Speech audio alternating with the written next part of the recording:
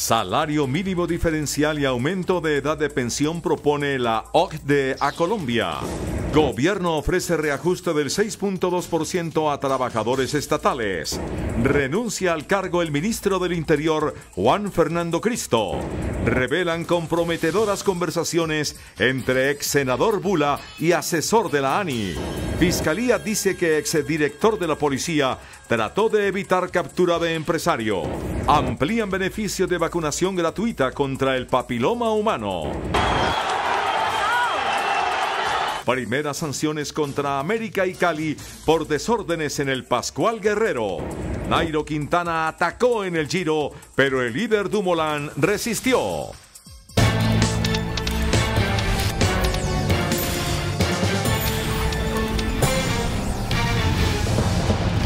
Buenas noches. La Organización para la Cooperación y el Desarrollo Económico, OCDE, considerado el Club de Naciones con Buenas Prácticas al cual aspira a ingresar Colombia, propuso la implantación en Colombia de un salario mínimo por regiones y el trámite de una reforma pensional para aumentar la edad de jubilación.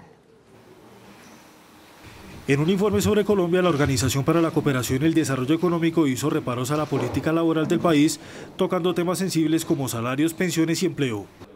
En el primer tema se propone por parte del organismo internacional un salario mínimo diferenciado con el fin de reducir los índices de desigualdad. El argumento parte de la evaluación sobre el consumo y el gasto, el cual es diferente en todas las ciudades del país. La gente que está en Bogotá tiene sueldos muy distintos que la gente que está en Barranquilla o en Cali o en otras partes de Colombia. Por eso tal vez sea interesante hacer como en otros países, en el Canadá, en los Estados Unidos y otros países, en que los sueldos pueden ser diferenciados por región. Es una posibilidad.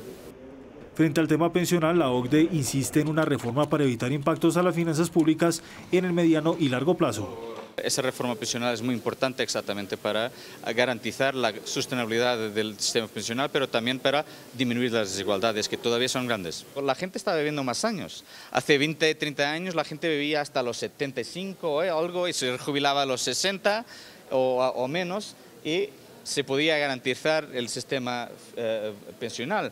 En general se destaca el manejo de la política monetaria, pero sí con advertencias por el aumento de la informalidad que obliga a la generación de empleo de calidad. También tener una fiscalidad más competitiva con la reforma fiscal es muy importante para atraer más inversiones. Vosotros necesitan inversión, Colombia necesita más inversiones para crear más empleo.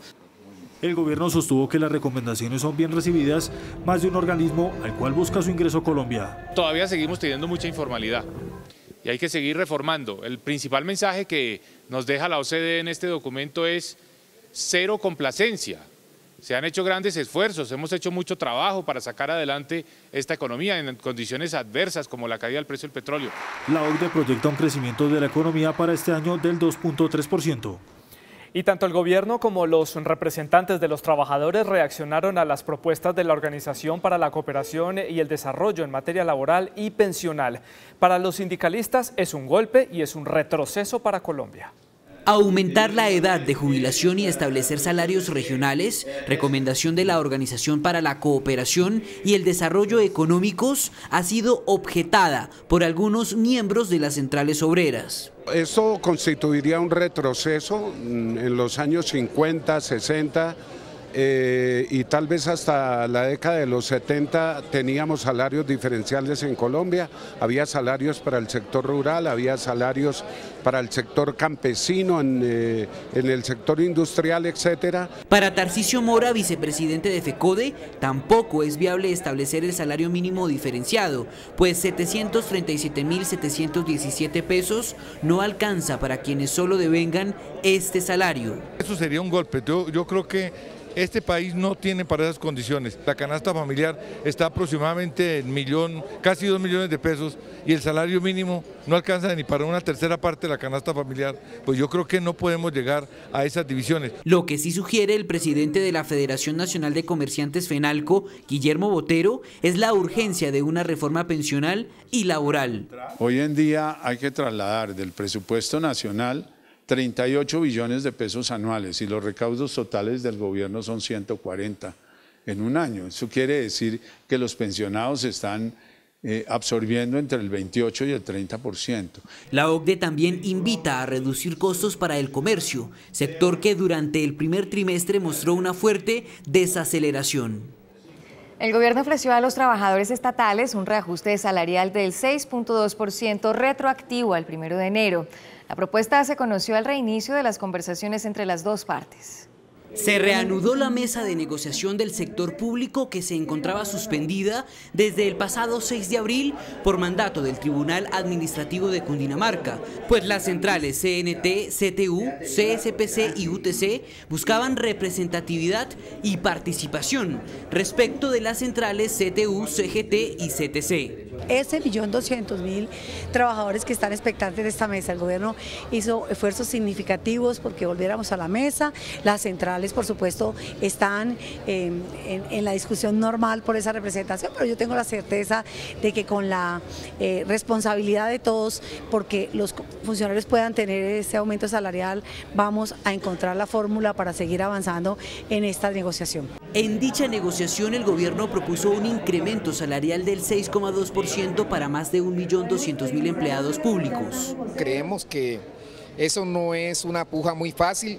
Habría que contar con todo el esfuerzo de los trabajadores del Estado, apoyarnos en las manifestaciones clamorosas y multitudinarias de FECODE y con eso poder forzar una negociación favorable a los trabajadores en la medida de lo posible. Yo particularmente no soy muy optimista en cuanto a que el salario o su incremento pueda resolver los problemas cruciales de las familias de los trabajadores estatales. Según el gobierno, el incremento anual del salario de los servidores públicos para 2017 se hará con retroactividad a 1 de enero. Y mientras tanto, en el departamento de La Guajira fracasó una nueva reunión que buscaba dar soluciones a las protestas de varios trabajadores que están adelantando en las minas de ese departamento. 3 meses completa el paro de trabajadores de las salinas de Manaure en La Guajira, quienes exigen garantías laborales, además del pago oportuno de salarios. El gobierno nacional, a través del Ministerio de Trabajo, lideró una mesa de diálogo con los miembros del sindicato y la empresa operadora de las salinas. Sin embargo, no se llegó a ningún acuerdo. A solicitud de las partes se eligen tres personas, una por el sindicato, otro por la empresa y otro entre las dos partes, quienes van a negociar, es decir, y llegar a acuerdos. La funcionaria añadió que al no llegar a un acuerdo concertado a través del diálogo entre las dos partes, el caso será llevado al Tribunal de Arbitramiento. Se inicia el proceso de nombramiento de árbitros. Bueno, esperemos que esta situación se resuelva en pocos días y tiene que resolverse.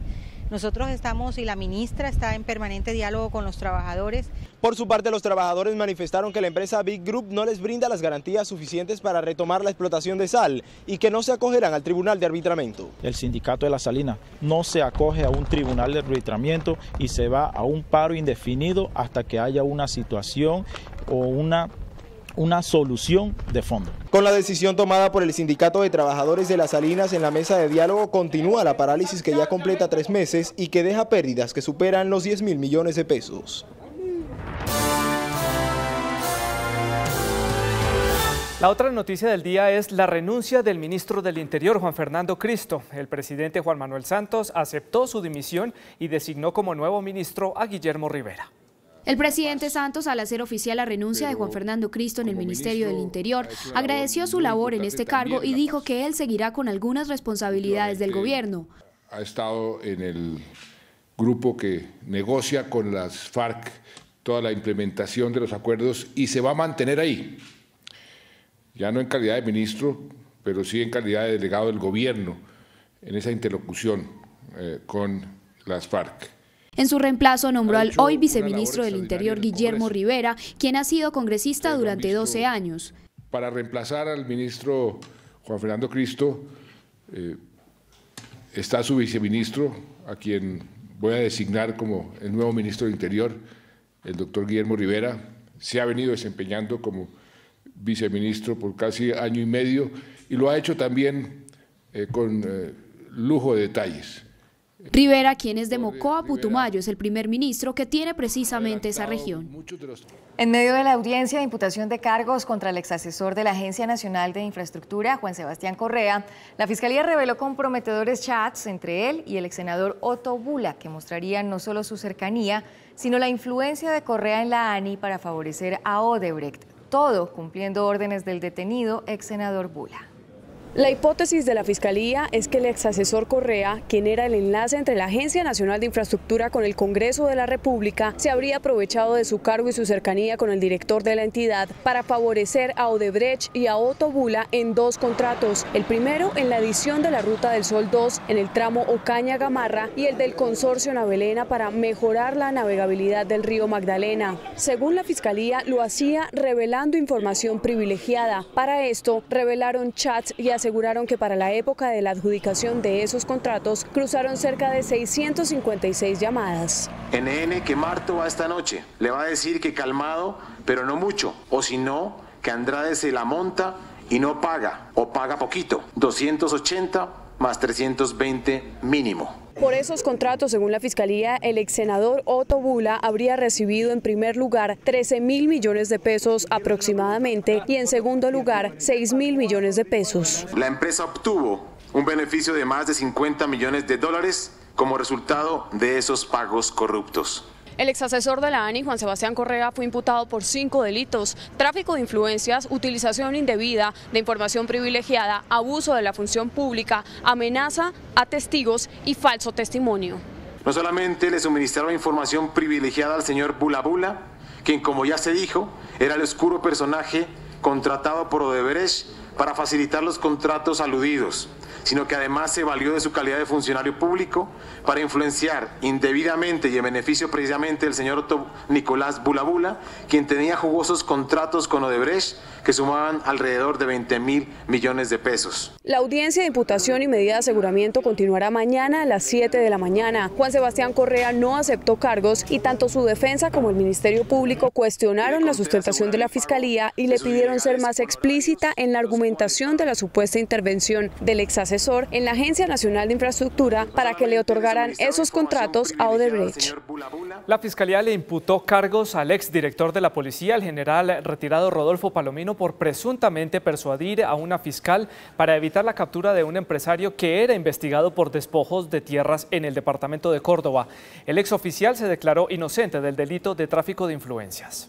En la audiencia de imputación de cargos, el ente investigador señaló que el exoficial intentó detener en marzo de 2014 la captura del empresario Luis Gonzalo Gallo, investigado por el escándalo del Fondo Ganadero de Córdoba. Utilizó indebidamente influencias derivadas del ejercicio del cargo y de la función sobre la fiscal delegada ante los jueces penales del circuito especializada, entonces adscrita a la unidad de análisis y contexto Sonia Lucero Vázquez Patiño, con el fin de que ésta cancelara la orden de captura que había expedido contra el ciudadano Luis Gonzalo Gallo Restrepo. Según la Fiscalía, Palomino se reunió con la fiscal que llevaba el proceso contra Gallo y le mencionó que el investigado tenía una serie de relaciones con personajes públicos. Las influencias derivadas de su posición funcional al ocupar el cargo más alto de la institución policial, además se hicieron explícitas al indicar las presuntas relaciones públicas que el entonces investigado Gallo Restrepo tenía con el expresidente de la República, Andrés Pastrana Arango, el entonces presidente del Banco Mundial, exministro Luis Moreno. Palomino señaló que esa reunión sí se realizó, no obstante, el exoficial asegura que no buscó proteger a ningún investigado. La Policía Nacional, bajo mi mando, bajo mi dirección en ese momento, desplegó toda la capacidad operativa, humana y de medios necesaria para garantizar el éxito de la operación. Luego de que el Congreso de la República avalara la modificación a la ley de extinción de dominio, la Fiscalía anunció que espera embargar bienes por 8 billones de pesos a las organizaciones delincuenciales en el país este año. El fiscal general de la Nación, Néstor Humberto Martínez, anunció que con la nueva ley de extinción de dominio, el ente acusador pretende este año ocupar bienes provenientes de actividades criminales por 8 billones de pesos. Según explicó la Fiscalía, con la aprobación de esta ley se simplifican los procedimientos de embargo de bienes y se crean nuevos instrumentos para combatir las economías ilícitas.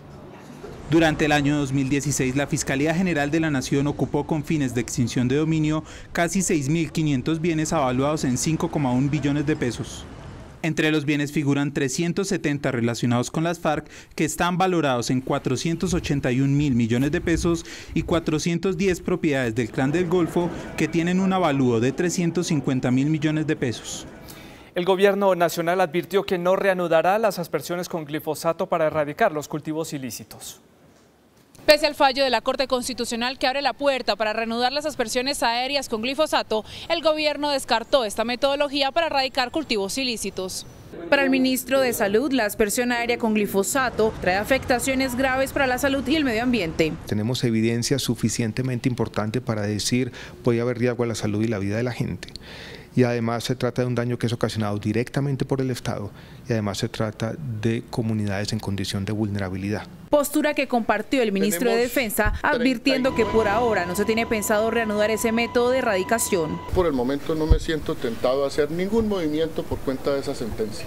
Esperemos a ver qué otra interpretación hay, pero sigue siendo una puerta cerrada por el momento. El gobernador de Nariño afirmó que la salida para contrarrestar los cultivos de uso ilícito es la sustitución. Le cerramos la posibilidad a la aspersión aérea. Hemos dicho lo que se debe priorizar en el departamento de Nariño es la sustitución de cultivos de uso ilícito que reconoce a unos seres humanos, a unas personas que durante décadas han sobrevivido los cultivos de uso ilícito. A ellos, a los pequeños productores, no hay que mirarlos como criminales. El gobierno recordó que en lo corrido de este año han sido erradicadas 15.100 hectáreas de coca en el país. La Corte Constitucional amplió el beneficio de la aplicación gratuita de la vacuna contra el virus del papiloma humano. Ahora el beneficio se extiende a todas las menores que no están escolarizadas. La Sala Plena de la Corte Constitucional determinó que en Colombia es importante que se amplíe la cobertura gratuita de la vacuna contra el virus del papiloma humano. Afirmó la Corporación Judicial que esta debe ser también aplicada a todas las niñas que no estén escolarizadas. El pronunciamiento lo hizo el Alto Tribunal al ampliar los alcances de la ley que solo permitía dicho tratamiento a niñas que estuvieran entre cuarto de primaria y séptimo de bachillerato. Los demandantes argumentaron que aplicar la vacuna solo a niñas escolarizadas resultaba abiertamente discriminatorio contra aquellas que no estuvieran en los centros educativos. 36 personas vinculadas al Clan del Golfo fueron capturadas por las autoridades en Antioquia. En el municipio de Concordia, suroeste antioqueño, en una operación aérea y terrestre, en 15 allanamientos, 180 integrantes de la fuerza pública lograron la captura de 36 personas y con ella la total desarticulación de una banda que durante años delinquió en este municipio. Con el trabajo que se hace siempre con la Fiscalía, todas estas estructuras y estas bandas delincuenciales, en este caso el Filo, trabajan bajo el amparo del outsourcing del Clan del Golfo y la droga especialmente es la que le entrega el Clan del Golfo. Las autoridades demolieron un inmueble utilizado para actividades delictivas, principalmente narcotráfico. Esta banda, la banda del Filo, lleva muchos años en Concordia, creo que en generaciones delinquiendo en el municipio, no solamente era microtráfico, homicidios, desapariciones, teníamos hurtos, portes ilegales de armas. Mensualmente se maneja unas rentas y unas ganancias entre 300 y 400 millones de pesos mensuales. Estamos hablando entre 3.600 y 4.000 millones de pesos al año en resultados y especialmente en ganancias. A los capturados se les indica de ser responsables de 20 homicidios. Fueron dejados a órdenes de la Fiscalía. Nos vamos, gracias por su compañía. A las 9:30, más CMI. 8:30, la información del mundo. Feliz noche.